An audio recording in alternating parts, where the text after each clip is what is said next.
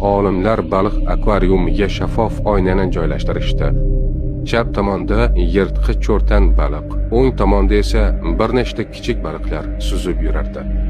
Och qolgan cho'rtan kichik baliqlarni ko'rishi bilan ularga hujum qilish uchun oldinga otiladi. U oynaga urilib orqaga qaytadi. Yana qayta hujum qilishda davom etdi.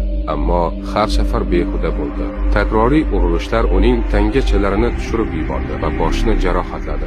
Oxiri cho'rtan qo'rqib ketdi va burchakka chekinib titrab qoldi. So'ng olimlar oynani sezdirmay olib tashlashdi. Kichik baliqlar hamma joyda erkin suzib yurdi. Hatto cho'rtanning og'ziga tegib o'tardi.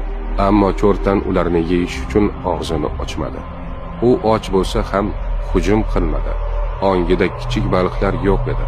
Faqat ko'rinmas devor qolgan edi. Bir necha kundan so'ng cho'rtan ovqat ichida qolib ochlikdan o'ldi. Bu cho'rtan effekti deb ataladi. Seni yo'q qiladigan narsa qiyinchilik emas, balki o'tmishdagi muvaffaqiyatsizlik tajribasi. O'sha shisha ruhiy soyaga o'xshaydi. U allaqachon olib tashlangan, lekin sen hali ham u bordek yashayapsan.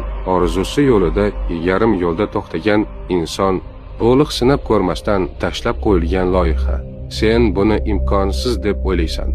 Dunyo devorlarga to'la deb o'ylaysan. Aslida esa bu devorlar faqat ongingda